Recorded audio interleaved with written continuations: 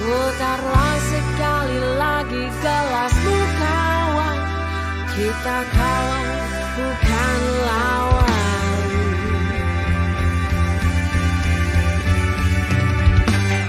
Hai, ketemu lagi sama gue di Putar Gelas. Di mana putar gelas? Mabok boleh lah, mabok sehat. Atau ya gibah-gibah sambil putar gelas boleh. Tapi kayak gue selalu bilang, pembicaraan itu boleh lah dicari yang bermanfaat sedikit aja. Kalau kebanyakan terlalu migran, dikit aja. Dan kali ini ada seorang perempuan yang menurut gue gokil sih.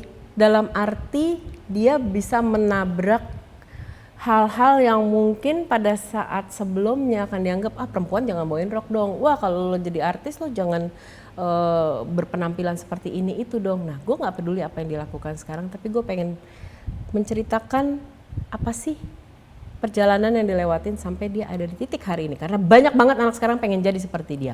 Di sebelah kanan gue ada Tantri. Yeay. Semoga pagi ini menyenangkan. Asik. Hai guys. Itu gimana gitu, itu banget. Biasanya pertanyaan standarnya apa? Gimana? Lagi ada proyek apa? Gitu kan. Sampah. Sampai bingung, proyek apa ya kalau ditanya kayak gitu. Iya, kayak mandor bangunan, proyek mulu. Oke, Tantri, banyak banget anak sekarang kalau berkarya kan sekarang udah lebih gampang ya. Berkarya udah lebih gampang dibandingin dulu lah gitu, rekaman susah, harus lewat label. Sekarang everybody can do something dengan cara yang mudah. Dan banyak banget orang yang menganggap kalau perempuan mau jadi vokalis kayak apa sih? Gue pengen jadi kayak Tantri. Masa sih? Iya betul. Gak ada. Bagi duit dong. Gak ada. Cuma ini PW banget loh. Asli ya? Lanjut. Biasanya yang tua-tua gitu emang gue kasih yang kursi goyang. Sumpah ini PW banget. Lanjut. Asik.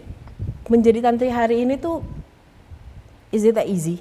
Semudah itukah? Ya Gue pengen jadi cita-cita ini langsung jadi gitu. Gampang banget. Asli ya? Lahir langsung jadi? Parah. Ya enggak lah. Gimana ya? Ya proses Mbak Mel, prosesnya tuh ya mungkin orang-orang ngeliat sekarang tuh kayak ya lu enak lah nyanyi dapet duit terus bisa punya rumah, tapi kan di balik itu kan gue ngalamin proses yang bener-bener pahit, manis, asem, asin semua deh dilaluin gitu. Kecilnya pengen jadi apa dulu? Kecilnya waktu pas ya ini kayak kecilnya ngeselin nih. Nggak, gue tuh anak baik-baik Asli. Jadi gue baru ngeselin tuh sekarang ini doang. Ya, oke. Jadi waktu pas kecil standar anak kecil pengen jadi guru, pengen jadi dokter. Kalau ditanya lo pengen jadi apa sih masih kecil gitu. Pengen jadi guru, pengen jadi dokter. Nggak ada kepikiran sama sekali mau jadi penyanyi. Tapi waktu pas lagi gue SD, gue karena sering ngeliat kayak penghargaan, jadi tuh kadang-kadang suka di depan kaca yang ya aku mau ngucapin terima kasih banyak buat mama kayak papa dapat aku. award gitu. Iya. Jadi sebenarnya nggak kepikiran mau jadi penyanyi sama sekali karena memang dulu nggak ada bakat kali nyanyi gitu. Karena setiap kali diajakin nyanyi sama bokap tuh mesti fales. Kecilnya fales? Oke. Kecil S TK ke SD kelas 1 kelas 2 lah. Itu fales. Oke. Dan itu SD udah mulai sering diajak nyanyi walaupun sama bokap? Diajak nyanyinya cuman pas lagi 17-an, tapi gue nggak di panggung. Jadi kayak misalnya bokap tuh suka ngajakin pemuda-pemuda rumah gitu komplek buat ayo nyanyi buat 17-an ya. Terus pas bokap Tante nyanyi coba bagian ini, kok fales sih. Jadi gue cuma diajakin nonton. Yang tahu gue punya bakat nyanyi justru bukan orang rumah. Jadi guru gue adalah satu guru kesenian Pak Yana. Itu yang ngajarin, terus Tante ikut lomba pas lagi SMP atau SMP kelas 1. Pokoknya lomba mewakili sekolah di Tangerang waktu itu. Menang, pertama kali lomba menang juara 3 waktu itu. Sebagai paduan suara atau? Solo. Oke. Bawain apa? Sherina. Okay. Andai aku telah dewasa itu. Situ nyanyi, bokap gue tahu, oh ya anak gue udah nggak fales nih. Udah nggak fales. Udah bisa nyanyi nih gitu. Terus udah dari situ bokap kayak langsung, yaudah deh gue kursusin. Nah, gila kan gaji bokap gue tuh 6 juta. Biaya kursus bulan itu 2 juta. Setengahnya buat anaknya kan, bertahan akhirnya cuma 2 bulan. Situ bokap gue langsung kayak, yaudah deh lo karena kelihatannya anak gue nih suka musik, dikenalin lah sama satu band. Ada satu band waktu itu kelas 2 SMP, ada band perempuan semua di Tangerang namanya Athena. Itu kebetulan drummernya itu anaknya teman bokap. gitu. Jadi ya udah dikenalin lah sama dunia musik dari dunia band. Pertama kali gue tahu musik rock itu sama si Athena. Itu udah bawa lagu sendiri, bikin lagu sendiri atau cover? Lagu sendiri waktu itu. Jadi Athena bikin album, tapi kita juga akhirnya bawain lagu orang-orang juga kan. Gue tahu Rage Against the Machine dari situ, gue tahu Limp Bizkit dari situ, Red Hot Chili Pepper, tapi sampai sekarang gue nggak tahu personilnya siapa. Sampai sekarang. Jadi kalau misalnya orang nanya, lu tuh musisi bukan? Enggak. Gue tuh anak seumur jagung. Karena yang dikasih sama teman-teman. Itu jagung yang udah lama banget tuh ya, Mbak. Iya bener. Oke, waktu itu lo di mana? Di kota mana? Tangerang. Di Tangerang. Oke, lo akhirnya sempat jalan festival ke festival. Seru pada saat itu. Anak sekarang jarang mengalami festival lo. Seru banget, Mbak. Seru banget. Gue harus mikirin, gue harus pakai baju apa ya, gue harus ngulik lagu apa ya. Bahkan gue nguliknya juga dari kaset. Jadi gue dikasih kaset yang udah direkamin sama temen gue tuh.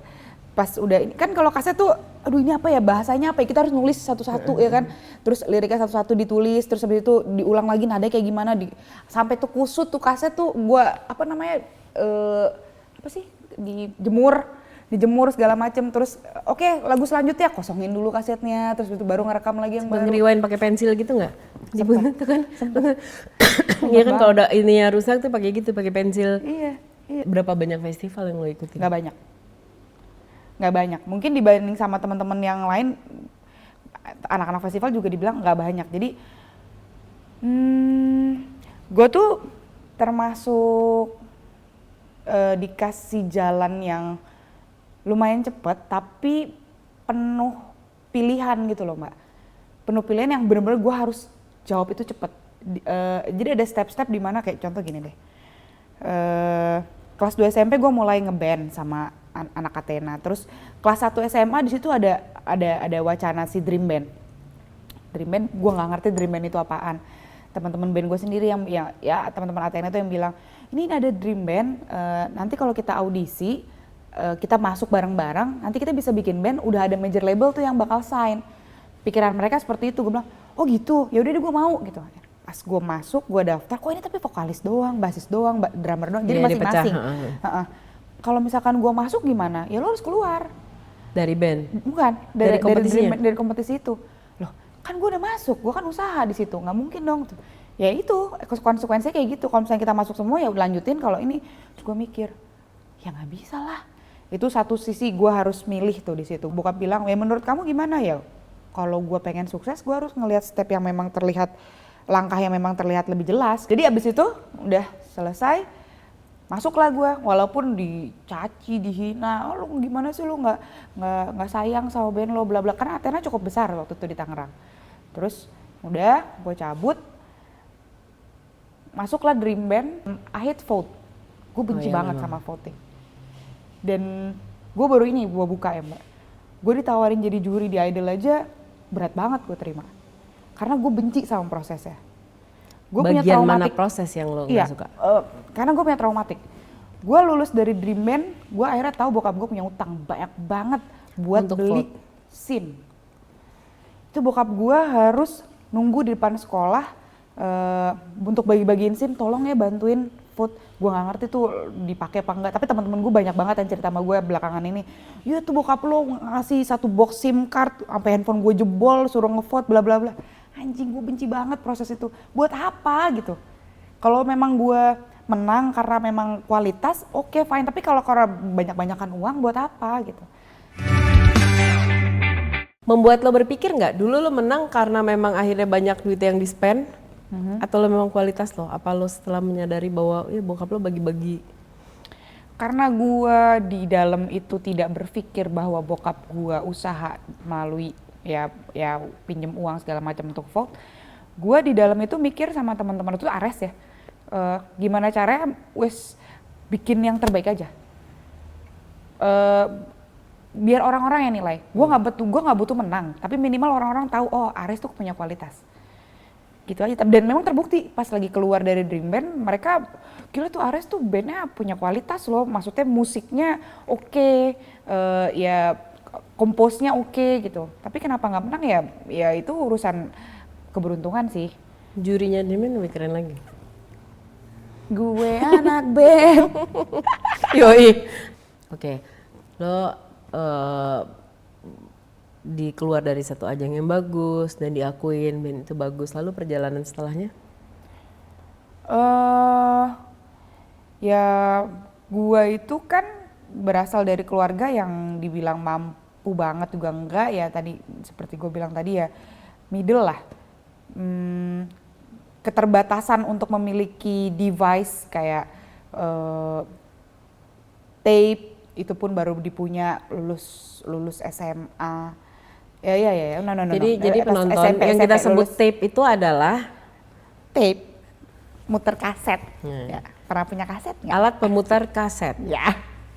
Sorry sih, lulus SD itu gue baru punya tape. Terus juga gue nggak boleh, maksudnya gue nggak dikasih tuh yang bulanan lo mau dengerin lagu apa, beli album siapa, kaset siapa. Gue usaha sendiri. Walaupun gue sempat kayak kelimpungan beberapa bulan karena gue ngambil uang SPP. Yang namanya bandel-bandel lah, bandel-bandel anak-anak zaman dulu. Gue pengen beli. Jadi waktu itu ada majalah High yang tentang Sheila on Seven semua. Terus kan gue memang bener-bener kayak Sheila geng banget lah waktu itu. Sampai sekarang sih. Jadi gue pengen banget punya itu, tapi gue nggak punya uang tabungan, jadi gue beli pakai uang SPP. Intinya gue mau bayar deh, nanti buat bulan depan gue bayar. Tapi kayak kelimpungan gitu, tutup ini segala macam. Gali lubang tutup lubang. Iya, gali lubang tutup lubang. Tapi gue cerita gitu ke nyokap, ma, tante gini, ya urusanmu. Gitu. Akhirnya gue usaha deh, entah itu ngapain waktu itu ya. Oh, gali lubang tutup lubang lagi ke teman-teman. Atau gua sempat nggak makan di sekolah, jadi kayak jajan segala macam, ngantin gue minta sama teman-teman, minta dong apa segala macam, kayak ngumpul makan, bagi dong itu enak deh kayaknya, atau nggak gue bawa dari rumah makanan kayak gitu. Demi menutup itu. Demi menutup itu. Setelah itu masuk kan di Dream Band. Ares sudah juara 4 waktu itu, terus keluar dari Dream Band. Nah, gue lupa. Keluar dari Dream Band itu, gue masih jalan sama Ares sekitar 1 tahun lah. 1 tahun, tapi kan ya memang susah ternyata, nggak semudah itu industri. Kita harus tetap, bahkan kita harus tetap bikin demo sendiri walaupun Ares udah masuk ajang pencarian bakat nongol di TV ya. Kita harus bikin demo, kita harus tawarin ke label-label, waktu itu masih ada EMI, masih ada Alpha juga masih ada sekarang. Tawarin segala macem, tetap nggak diterima. Berapa kali lo bikin demo dan ditolak? Lumayan. Jadi usaha gue yang lumayan panjang itu justru di Athena. Di Ares karena memang udah masuk industri, itu kan di High Music Record. Nah, waktu pas di Athena gue bikin rekaman gue yang pakai, tuh nggak, kalau misalnya rekaman suara itu pakai apa sih namanya kalau yang filter, itu gue pakai anyaman. Buat nganyam gitu. Itu di situ gue pakai anyaman, terus abis itu keluar satu album, kita mikir ini album mau diapain, apa mau cuman dieksekusi di wilayah Tangerang doang, karena Tangerang waktu itu sempat kan kita kayak festival, kita bagi-bagi segala macam. Enggak, kita sempat ke Alpha Musik, ketemu sama Pak Irif ya, siapa sih, ada pokoknya Alpha, sampai sekarang dia masih ada di situ. Audisi nyanyi di depan dia, nggak diterima. Terus kita naik bus segala macam, terus ke EMI juga nggak diterima. Jadi memang banyak banget demo yang kita sebar ke beberapa label yang akhirnya yang dipanggil untuk datang ke label itu hanya itu. Oke, lo jalan dari sana ke sini berjuang dengan yang awalnya ya itu dari kompetisi ke kompetisi, lo menang sebagai solo, dari paduan suara solo, terus ngikut band. Akhirnya lo masuk satu band yang kalau nggak salah waktu itu lo menggantikan vokalis ya? Kotak. Iya, di Kotak iya. Prosesnya kayak apa? Wah, waktu di Kotak tuh gue numpang ngekos di kosannya Posan sama kosannya Sela. Terus jadi gue bisa tahu tuh kegiatan Posan sehari-hari, dia pakai celana boxer, maskeran. Bayangin Posan pakai maskeran, pakai bedak dingin. Kebayang nggak muka Posan yang? Jangan bayangin gue suruh bayangin Posan pakai celana pendek, nggak enak. Terus Sela juga gue tahu banget dia harus sama siapa gitu lah. Kan rumah gue di Tangerang, terus base campnya Kotak itu di Pondok Gede. Terus gue harus gimana caranya naik bus dari Tangerang ke Pondok Gede, terus stay di sana beberapa hari, numpang di studionya Posan atau enggak di studionya atau enggak di kosannya, pas lagi bang numpang ya bang, kayak 3-4 hari numpang di situ, terus sama si Sela juga sama kayak gitu. Jadi ya susah. Sampai ketemu sama Bonita buat ngedirect vokal lagu pertama Kotak yang sama gue tuh bukan Beraksi. Ada judul lagunya Izinkan Aku, itu di direct sama Bonita. Susah banget. Terus rekaman di Bangpai juga gue harus bener-bener kayak gak punya uang kan saat itu. Pas album pertama tuh gak punya uang. Bang Posana tuh, bang minta uang bang, gue gak ada uang bang, mau rekaman take vokal. Ya dek, gue cuma punya uang 50.000. Tapi gue harus naik taksi gimana ya bang, yang rumah, karena dari Pondok Gede ke Cempaka Putih kan. Jangan naik taksi deh. Lu naik taksi ya dek, gue gak bisa nemenin, gue ada uang 50.000. Terus, tapi kalau naik taksi dari Pondok Gede Cempaka Putih gak cukup bang 50.000. Ya gimana cukup deh pokoknya. Ya udah akhirnya naik taksi lah tetep kan. Karena waktu itu masih SMA, lulus SMA, intinya masih kecil banget lah. Terus naik taksi segala macam, nggak nyampe ke apa sih itu namanya? Sebelum Cempaka Putih atau apa sih itu? Rawamangun. Rawamangun itu pokoknya udah kayak 49.000. Iya. Bang, turun ke bawah. Intinya tuh uang itu gimana cara gue tutup buat naik busway. Nah, Jadi ujungnya naik busway dari situ. Ya udah terus nungguin Bang Pai yang harus take vokalnya jam 7 malam, gue nungguin di depan studio kan. Wah, Bang Pai mana nih segala macam. Jam 10 masih di depan studio, kok nggak keluar, tiba-tiba Bang Pai lewat naik mobil. Bentar ya, gue sauna dulu, anjir baru mulai jam 1 pagi. anak-anak yang sekarang ngerjain demo di handphone, terus habis itu ngomel pakai MRT, padahal MRT itu udah AC. Nah, dengerin ini. Untung, ya kan nggak semudah itu gitu. Iya benar-benar. Oke, begitu lo jalan sama Kotak, mulai rekaman. Semudah itu kah? Enggak juga. Gue harus tidur di belakang mixer. Tidur di belakang mixer karena gue nggak punya duit kan bang. Gue nggak punya duit bang. Gue tidur di sini ya. Jadi nggak punya duit mulu ya? Emang nggak punya duit. Gue tuh dikasih duit sama nyokap gue tuh bener-bener mepet Mbak Mel. Serius beneran. Kotak tuh pas gue masuk di Kotak belum ada manggung loh. Pertama kali lo, oke balik sebentar. Pas lo menang pertama lomba nyanyi itu ya, lo hadiahnya apa? Dapat duit. Pertama kali lo dapat Piala. dapat duit, oh piala ya. Piala. Dulu piagam sama jam dinding seringnya. Piala sama piagam. Udah gitu doang. Nggak ada. Terus sama Athena dibayar pakai nasi box. Gue nasi padang. Nasi padang. Atau banter-banter gue dapat duit waktu pas lagi festival tuh 50.000 lah. Paling gede ya. Nah iya 50.000 lah. Waktu awal-awal. Terus kan pernah sempat jadi bintang tamu, waktu itu bintang tamu Semansa, itu pun acara drummer gue tuh anak SMA Negeri 1 Tangerang, itu bandnya tuh ada band, ada si, siapa namanya? Astaga, Mas Erik Sukamti. Nah gue pembukanya mereka, itu pun gak dibayar karena membuat gengsi doang kan. Udah. Bokap gue stroke waktu pas gue SMA, beliau pensiun dini, dapat uang. Kalau misalnya kerja swasta kan uangnya gede doang tuh, habis itu kagak ada tuh tiap bulan. Nyokap gue muter otak segala macam, gimana ya? Karena adek gue masih SMP saat itu. Gue bilang udah mah tante nggak usah kuliah. Udah sekarang mama fokus aja ke Gilang, anak adekku Gilang. Fokus ke Gilang, sekolahin dia. Nanti yang bagian nguliahin tantri.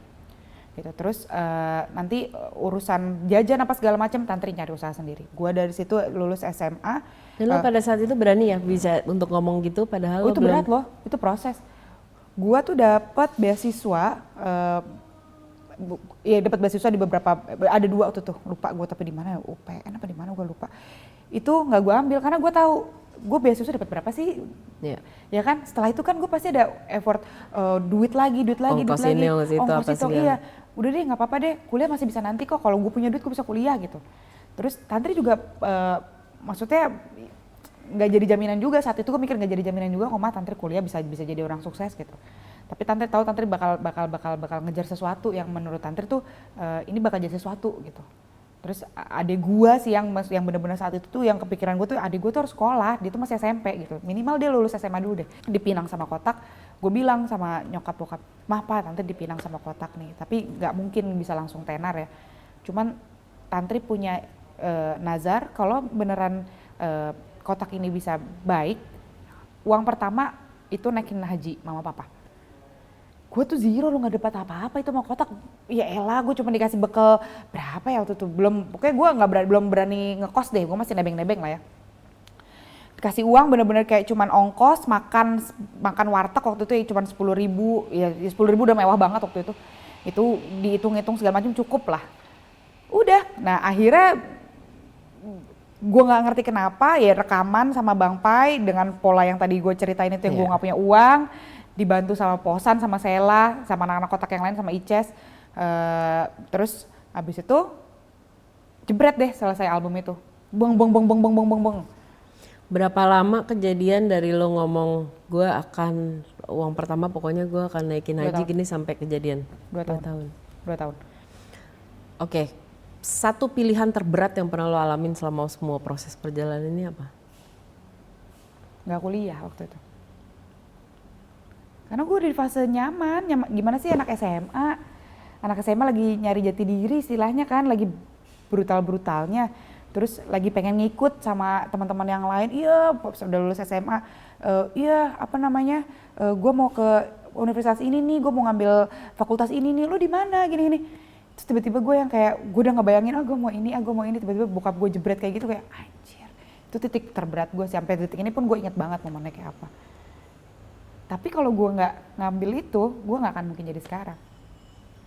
Gitu, dan itu kayak, gue dikasih cobaan yang bener-bener seberat itu di usia gue, dan gue harus mikir dewasa jauh lebih cepat dari yang teman-teman gue yang lain gitu. Oke, alasan gue bikin acara ini adalah supaya orang tahu menjadi tantri itu yang lewatin itu semua gitu. Tapi sementara kita sekarang dikelilingi oleh ya cuman lihat yang kita lo bilang di awal, cuma lihat enak lo kerjain nyanyi, duit banyak, punya rumah, punya suami, punya anak, punya ini, lucu anak lo segala macam. Apa pendapat lo tentang instan? Pengen jadi tantri, tapi pengen instan. Nggak apa-apa buat orang-orang yang pengen seperti itu. Tapi ya nggak akan bisa bertahan lama karena mental lo itu harus diuji dulu. Ketika orang dapetin sesuatunya dengan cepat tanpa usaha, kan justru yang harus dinilai, yang harus dirasa dan harus diresapi itu justru usahanya, bukan ujungnya, tujuan lo apa. Tapi proses itu yang lo harus laluin, akhirnya lo bisa dapetin sesuatu hal yang bener-bener lo idam-idamkan. Ketika nanti lo udah nyampe situ, terus lo jatuh, lo tahu harus apa. Karena gue udah ngelewatin proses itu. Tapi kalau misalkan lo instan, oh gue bisa nih jadi, katakan misalnya gue bisa jadi vokalis rock misalnya. Tanpa harus melalui proses, terus tiba-tiba dia drop jatuh, bingung mau apa. Yeah.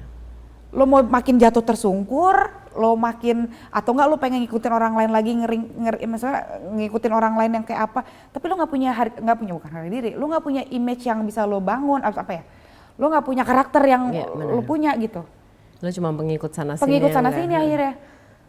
Oke, tapi lo sekarang nih terakhir ya, lo seorang ibu dari 2 anak. Anak lo ada di generasi instan sih, ada di generasi itu gitu. Bagi yang eranya udah beda. Dulu kita nggak bisa ngebayangin mungkin anak kecil dikenal satu. Ya, anak lo kan walaupun cuma dari Instagram kita satu Indonesia tahu nama anak lo siapa dua-duanya gitu kan. Mereka akan tumbuh di gue tahu. Mereka akan tumbuh di generasi instan. Bagaimana lo akan menerapkan proses kerja keras tetap harus ada padahal mereka ada di sana? Gue lakuin itu ke anakku yang pertama, karena yang anak kedua yang ini kan masih umur 2 tahun ya, mau 2 tahun. Dia itu baru bisa, Kara. Dia itu baru bisa makan permen usia 5 tahun. Dia itu baru bisa kenal sama gadget itu usia 3 tahun.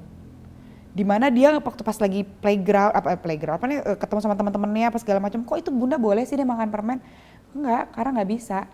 Karena tuh masih belum usianya untuk makan permen. Itu dia nahan loh. Pengertian apa yang lo kasih?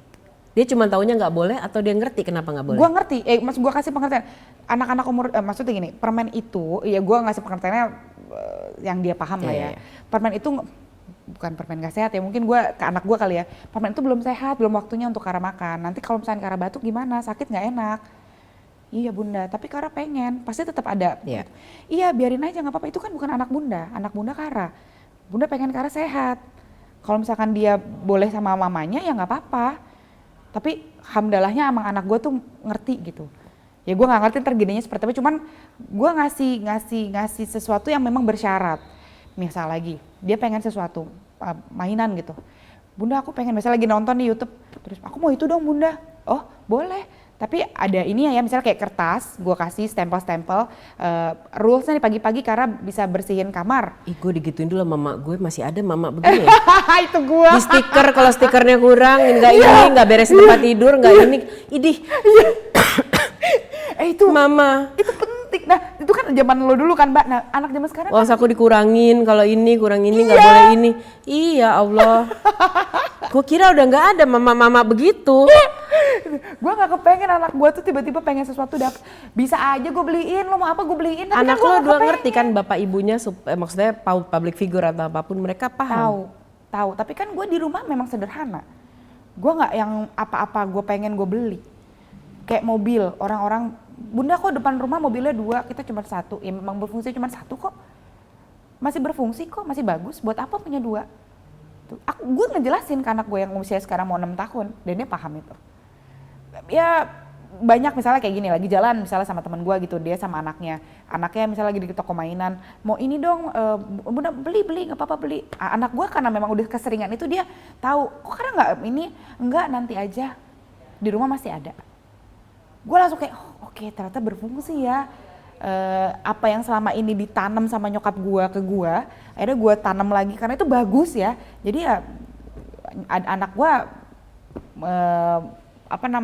mengikuti itu, dan dia paham, dia nggak merasa sedih kok, dia mainan pun banyak, tapi karena memang melalui usaha gitu. Gue nggak pelit gitu. Tapi skala 1 sampai 10 usaha dan proses itu nilainya sama anak gue ya masih jauh lah, dia masih umur segini, ntar umur udah gede berapa gitu, masih 6 lah, ntar udah makin gede kan makin banyak mau ya. kemaknya. Kalau lo punya duit sendiri, kalau lo mau beli sesuatu silakan, masih duit nyokap lo. Dan lo akan membiarkan anak lo sama kayak orang tua lo ngajarin lo mau jadi apa aja sesuai passion. Iya.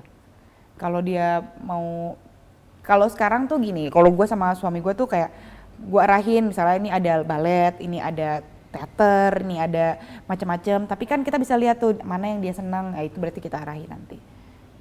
Ya amin katakan dia kayak siapa yang, ya ada satu orang yang pinter banget gitu, dia mau ke Oxford apa segala macam, amin, itu kan kita arahin kan. Tapi kalau misalnya dia memang tidak ke arah sana tapi lebih ke passion yang lain, ya gue akan ke sana, karena buat apa gue maksa anak. Bener. Oke, masih diputar gelas. Pertanyaan terakhir beneran ini. Oke.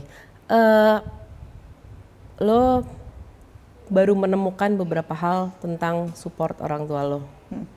Ya itu tadi ngumpulin vote ini apa segala macam. Baru lo temukan belakangan ini kan. Kalau itu kamera orang tua lo, lo mau ngomong apa? Wow, sarange. Sian nih mak bapaknya. I want to thank, berat. Buat mama papa,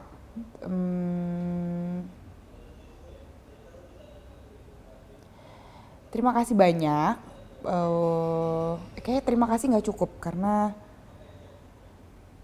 nggak pernah terbayang kalau ternyata pengorbanannya tuh luar biasa banget, dari banyak hal lah, luar biasa banget itu. Jadi Tantri cuma pengen membuat mama papa merasa apa yang sudah dilakukan kemarin itu nggak sia-sia. Jadi sampai nanti menutup usia, sebisa mungkin Tantri hanya ingin membahagiakan. Jadi kalau mengucapkan terima kasih kayak nggak cukup. Jadi membahagiakan aja deh. Pengen banget bisa terus membahagiakan mama papa sampai nanti menutup usia. Karena itu mungkin bentuk balas bukan balas budi juga ya, bentuk agar mama papa tahu kalau pengorbanan yang kemarin itu ternyata ada hasilnya. Itu. I love you. Sarang ya. Kita ketemu di putar gelas berikutnya.